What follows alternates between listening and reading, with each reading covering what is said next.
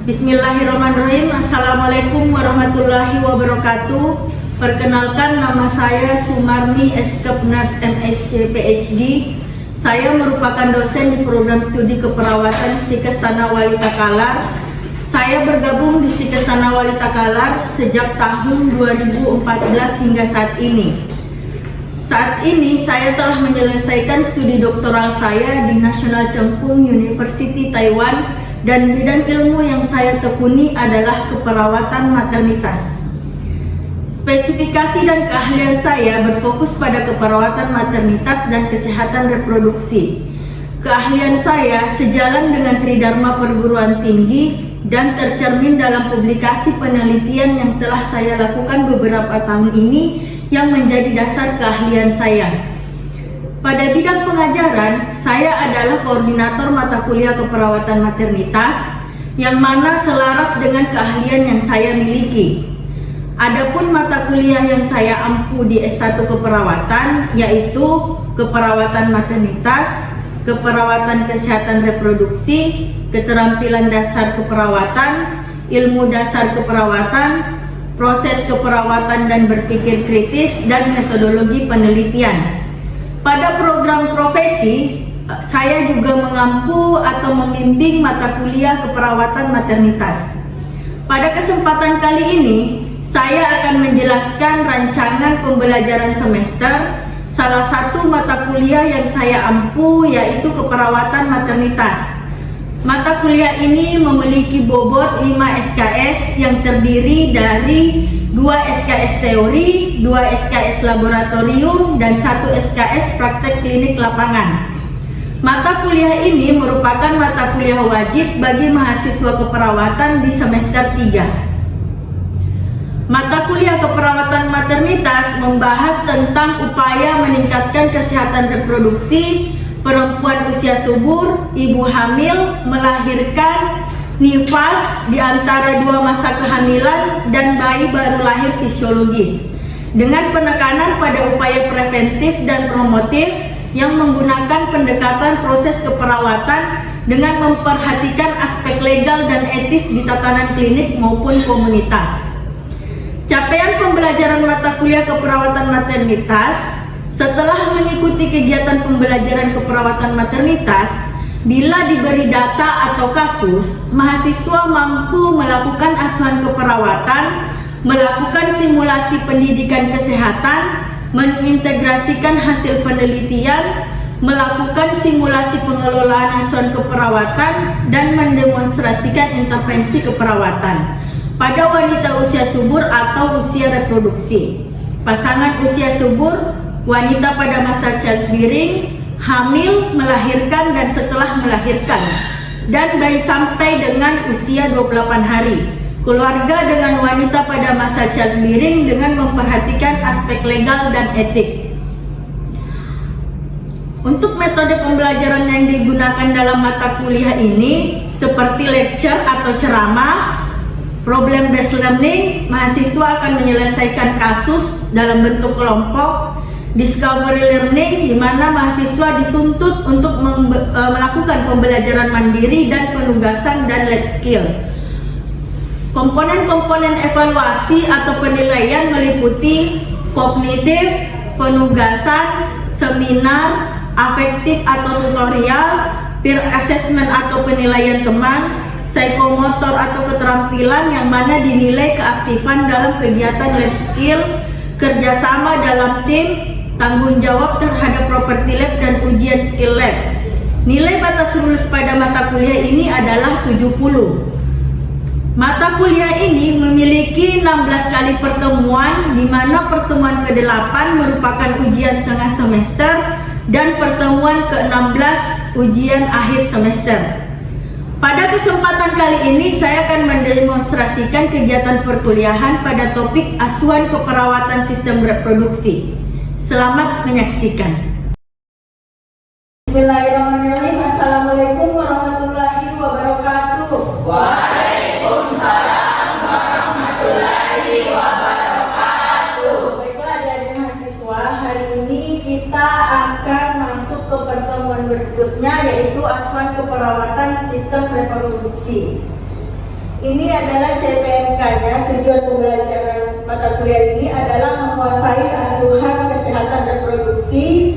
Lalu sub CPMK-nya, mahasiswa mampu melakukan pengkajian untuk kesehatan reproduksi.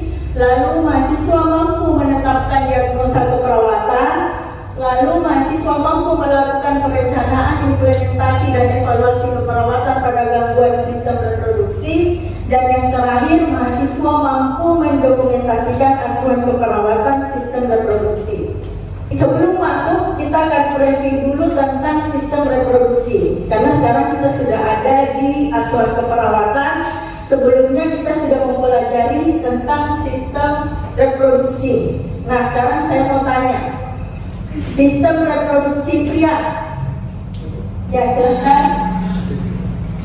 Sistem reproduksi pada pria yang pertama adalah pubis, tempat tumbuhnya bulu, kemudian penis, batang, kemudian gland penis, ujung batang, kemudian skrotum, yaitu tempat pembungkus testis, kemudian testis, tempat diproduksinya sperma. Oke, good. Nah, jadi udah pada bisa ya.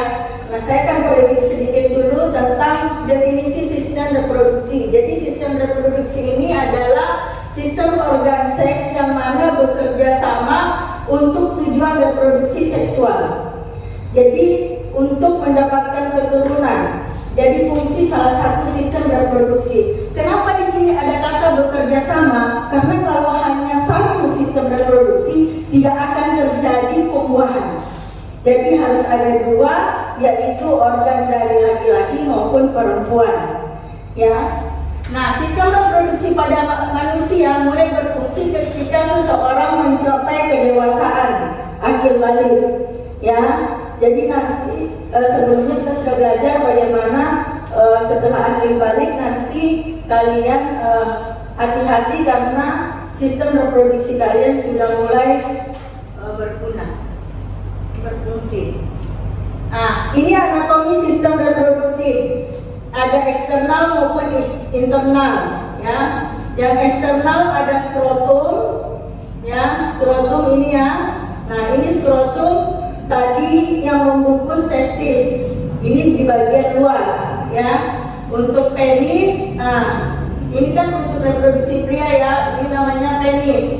Ya, batang penis. Di sini adalah saluran untuk mengeluarkan sperma ataupun urin. Jadi pada sistem reproduksi pria ini ada dua fungsi. Yang pertama untuk sistem perkemihan, yang kedua adalah sistem reproduksi. Untuk sistem perkemihan itu dipelajarinya di mata kuliah keperawatan medikal bedah. Tapi kalau untuk di keperawatan maternitas yang kita pelajari adalah sistem reproduksinya, ya. Lalu ada namanya internal. Nah, ini yang reproduksi pria yang internal. Kita lanjut, anatomi sistem reproduksi wanita. Yang eksternal ini dan internal ini. Yang eksternal ada namanya labia mayora. Ya, yang paling luar disebut labia mayora. Labia minora di bagian dalam, jadi ada dua pelindung. Apa gunanya labia mayora dan labia minora? Itu sebagai pelindung, ya. Nah, ada juga yang namanya klitoris. Klitoris itu yang paling ujung ada daging sedikit, itu namanya klitoris. Gunanya adalah untuk memberikan rangsangan ketika berhubungan seksual. Klitoris ini.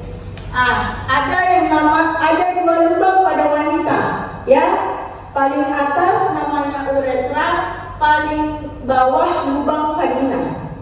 Yang uretra ini adalah untuk saluran kencing, ya.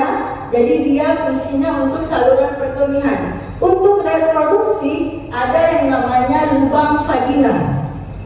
Ya, kalau uretra untuk perkemihan, keluarnya urin, kencing melalui uretra. Kalau lubang vagina tempat keluarnya darah menstruasi atau jalan lahir. Ya. Lalu ada di dalam lubang vagina namanya himen atau selaput darah. Nah, ini yang biasanya kalau gadis masih utuh himen atau selaput darah ini akan pecah. Nah, yang ada lagi lubang paling bawah itu adalah anus untuk buang air besar, keluarnya kotoran dari anus. Ya, ini adalah anatomi sistem reproduksi wanita eksternal, bagian luar. Nah, kita lihat lagi yang bagian dalam. Yang bagian dalam ini ada yang namanya rahim. Ya, ini yang paling ujung vagina. Jadi masuk ke sini tadi, ini paling ujung vagina, lalu cervix. Apa itu cervix? Mulut rahim. Lalu ada yang namanya uterus, rahimnya. Ya, nanti tuba falopi adalah tempat bertemunya telur dan sperma. Nah, lalu ovarium adalah fungsinya untuk menghasilkan sel telur. Ya, jadi ini ovarium menghasilkan telur, lalu telur itu akan berjalan nanti ketemu dengan sperma di tuba falopi, lalu akan menjadi janin tertanam di uterus. Ya. Lalu kita lanjut lagi. Kita akan masuk ke asuhan keperawatannya sistem reproduksi. Ya. Nah, apa pengkajian pada sistem reproduksi? Yang pertama adalah anamnase. Apa itu anamnase? Apa anamnase? Ya, pengajian masuk pada anamnase. Anamnase, wawancara. Ya, jadi yang di anamnase diwawancara ditanya namanya siapa, usianya berapa, riwayat keluarga, genografinya ditanyakan. Nah, ini namanya anamnase. Lalu ketika kalian membuat askep ada namanya keluhan utama. Ya, biasanya keluhan utama yang terjadi itu adalah apa? Nyeri. Karena orang pasti datang ke rumah sakit karena nyeri. Nah, jadi nanti ada yang namanya keluhan utama. Ada namanya riwayat penyakit. Nah, itu juga ditanyakan riwayat penyakitnya. Apakah misalnya gangguan sistem reproduksi? Gangguan sistem reproduksinya apa? Misalnya haidnya tidak lancar. Nah, berarti nanti akan ditanya riwayat penyakit sebelumnya. Apa sudah terbiasa haidnya tidak lancar? Atau sudah terbiasa memang sering nyeri haid? Nah, apakah karena nyeri haid bisa sampai pingsan? Itu ditanyakan. Ada juga riwayat medis. Apa sebelumnya pernah dirawat di rumah sakit? Nah, karena masalah apa? Apakah berhubungan dengan sistem reproduksinya? Lalu riwayat obstetrik dan ginekologi. Obstetrik itu berhubungan dengan persalinan, sementara ginekologi itu berhubungan dengan kasus gangguan sistem reproduksinya. Ya, jadi nanti di sini ditanya, ibu sudah berapa lama? GPA-nya yang ditanya, gravida, paritas, abortus. Berapa kali sudah hamil, paritas anaknya berapa, dan abortus apakah pernah melakukan pernah terjadi abortus anaknya meninggal di dalam kandungan apa tidak. Begitu juga kita akan bertanya di riwayat obstetrik dan ginekologi ini adalah riwayat apakah dia pernah mengalami persalinan normal atau sesar. Ya. Nah, yang kedua ini, yang keenam adalah riwayat kehamilan. Ya. Yang ketujuh kontrasepsi. Kontrasepsi apa yang digunakan? Hormonal atau non hormonal? Ya. Lalu riwayat seksual. Ya. Riwayat seksual ini agak riskan untuk dikaji, tapi kalau perlu dikaji, perlu pengkajian lebih bagus, sebaiknya harus dikaji. Ya. Termasuk riwayat seksual, berapa kali dia berhubungan seksual, apakah dia puas berhubungan seksual, apakah suaminya mengalami ejakulasi dini apa tidak. Karena itu nanti menyangkut tentang kepuasan hubungan seksualnya pasien. Ya. Yang kesembilan adalah nutrisi. Ya, di mana-mana nutrisi itu sangat mempengaruhi semua organ tubuh, termasuk juga sistem reproduksi. Ya. Olahraga dan juga aktivitas fisik juga mempengaruhi sistem reproduksi fisik, dan yang terakhir adalah mood dan perasaan. Lalu kita lanjut, ini diagnosa keperawatan yang berhubungan dengan sistem reproduksi itu ada 4 menurut standar diagnosa keperawatan Indonesia SDKI. Ya. Yang pertama adalah disfungsi seksual, yang kedua pola seksual tidak efektif, yang ketiga adalah risiko disfungsi seksual, dan yang keempat adalah risiko kehamilan tidak dikehendaki. Kita lanjut, saya jelaskan satu-satu tentang diagnosa keperawatan. Yang pertama adalah disfungsi seksual. Jadi perubahan fungsi seksual selama fase respon seksual berupa hasrat, terangsang, orgasme, dan atau relaksasi yang dirasa tidak memuaskan, tidak berwarna atau tidak adekuat. Yang saya jelaskan tadi bahwa disfungsi seksual ini benar-benar dia sudah tidak melakukan hubungan seksual, sudah tidak ada hasrat, tidak terangsang. Nah, jadi kalau kalian bikin diagnosa keperawatan itu adalah disfungsi sosial dengan nanti ditulis di situ kenapa dia terjadi disfungsi sosial. Misalnya disfungsi seksual berhubungan dengan apa? Salah satu dari sini. Misalnya disfungsi seksual berhubungan dengan ketiadaan pasangan. Ya, misalnya pasangannya meninggal, ya, maka terjadi disfungsi seksual, atau kelainan seksual lah contohnya karena dia punya lawan jenis, ya, suka lawan jenis, nah sehingga disfungsi seksual berhubungan dengan kelainan seksual, ditandai dengan ini caranya bikin diagnosa, ya. Tanda dan gejalanya ini, jadi ada tanda dan gejala mayor dan minor. Mayor itu besar, minor itu sedikit, ya. Nah, nanti ini kalau seperti ini nih, contoh mengungkapkan aktivitas seksual berubah, merasakan hubungan seksual tidak memuaskan. Ini contoh dari data apa? Data subjektif, data objektif.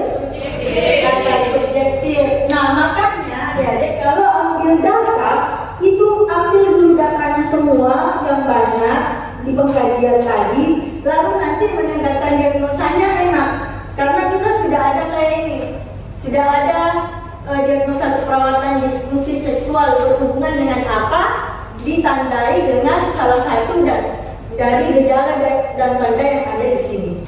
Nah, ini kondisi klinis yang terkait dengan disfungsi seksual apa saja. Nah, biasanya orang-orang yang mengalami disfungsi seksual itu ada gangguan endokrin.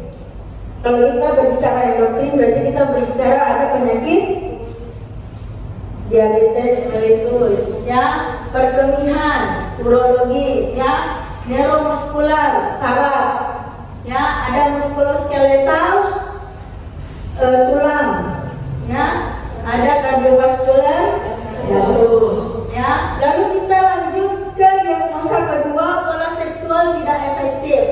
Ya, ini adalah kekhawatiran individu melakukan hubungan seksual yang berisiko menyebabkan perubahan kesehatan.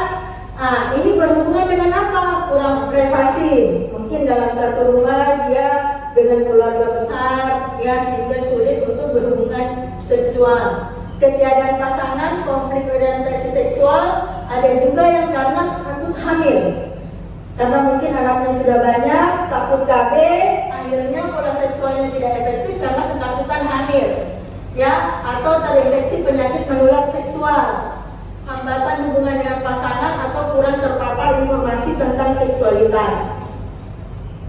Nah, ini tanda dan gejalanya, ya. Untuk tanda dan gejala yang mayor ini semuanya data subjektif, ya.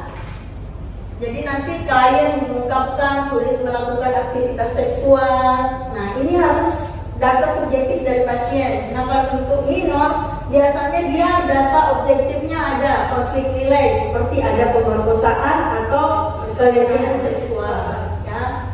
Nah, ini kondisi klinis terkait ada mastektomi, histerektomi. Apa itu mastektomi?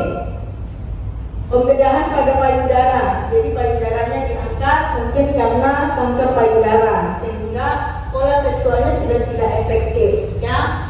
Ada juga histerektomi. Histerektomi adalah pembedahan pada rahim. Biasanya pada kasus-kasus kanker serviks ya. Ada kanker kondisi yang menyebabkan paralisis atau lumpuh. Biasanya orang yang dengan diagnosa lumpuh, orang yang lumpuh, pola seksualnya sudah tidak efektif ya. Atau biasa stroke ya, pasien stroke.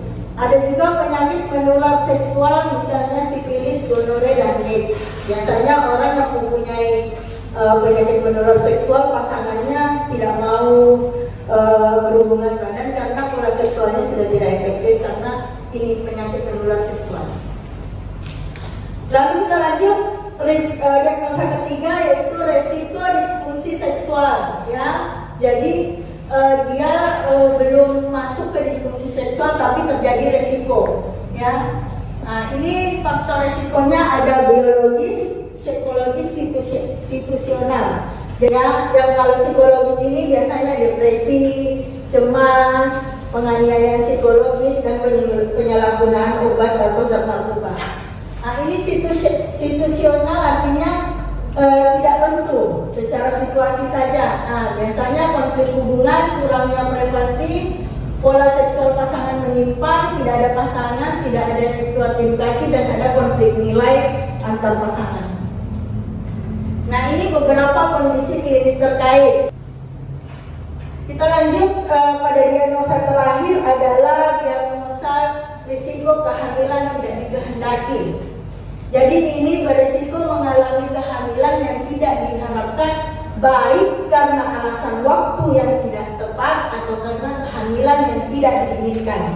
Faktor resikonya adalah karena diperkosa, ya, hubungan seksual sedara, gangguan jiwa. Biasanya kita sering menemukan di berita itu bahwa ada orang dengan gangguan jiwa hamil, kegagalan penggunaan alat kontrasepsi. Ya.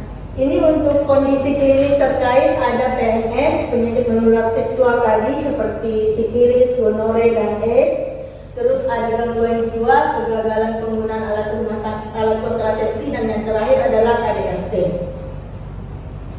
Nah, untuk tadi sudah kita lakukan pengkajian diagnosa, biasanya di ASKEP ada perencanaan, tapi kita langsung ke intervensi keperawatan ya. Intervensinya ada dua, yaitu edukasi seksualitas dan konseling seksualitas. Nah, ini yang pendukungnya. Nah, ini evaluasi asuhan keperawatan sistem reproduksi. Jadi yang kita inginkan adalah terjadi integrasi aspek fisik dan sosial emosional terkait penyaluran dan kinerja dengan ekspektasi membaik. Kan biasanya kan kriteria hasil itu adalah dengan kriteria hasil evaluasi apa? Misalnya hubungan seksual membaik dengan kriteria hasil. Nah, ini dia kriteria hasilnya. Kepuasan hubungan seksual meningkat, mencari informasi untuk mencapai kepuasan seksual meningkat, terjadi verbalisasi aktivitas seksual berubah. Ya, biasanya ini menurun ini. Peran seksual, fungsi seksual, keluhan nyeri berhubungan seksual menurun, keluhan hubungan seksual menurun, sulit melakukan aktivitas seksual menurun, ya, hasrat seksual meningkat, ya, orientasi seksual meningkat, dan ketertarikan pada pasangan meningkat. Ya, buku yang kita pakai dari PPNI ya, semua punya buku ya. Oke, ada pertanyaan? Siapa namanya? Baik, terima kasih atas waktu yang disampaikan. Perkenalkan, nama saya Selamat Juni. Di sini pertanyaan saya itu untuk menegakkan diagnosa keperawatan, apakah gejala dan tanda yang disebutkan sebelumnya harus ada semua sehingga dapat ditegakkan diagnosa keperawatan? Contoh, pada diagnosa disfungsi seksual terdapat beberapa tanda dan gejala. Apakah untuk menegakkan diagnosa keperawatan, semua tanda dan gejala yang disebutkan harus ada semua atau salah satunya saja? Terima kasih. Jadi di sini disfungsi seksual adalah banyak gejala dan tanda, ya. Jadi kita pengkajian ambil dulu data yang banyak tentang sistem reproduksi. Nah, di sini banyak gejala dan tanda. Apakah semua gejala dan tanda ini harus masuk untuk menegakkan diagnosa keperawatan? Ya, seperti itu pertanyaannya. Oke, bagus pertanyaannya.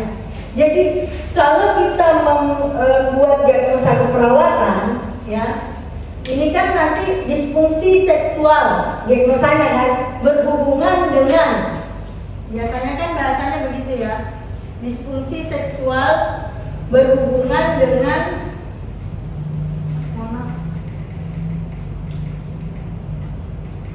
ini disfungsi seksual berhubungan dengan.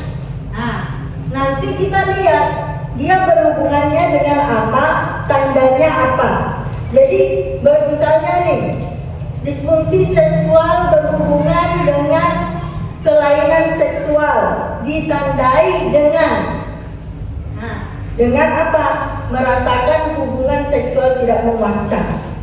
Jadi boleh tandanya satu saja, ya. Tapi semakin banyak tanda dan gejala itu lebih bagus untuk menegakkan diagnosa. Paham sampai sini? Ada pertanyaan lagi? Tidak ada. Kalau tidak ada, kita akhiri perkuliahan hari ini dengan bacaan Alhamdulillah. Alhamdulillah.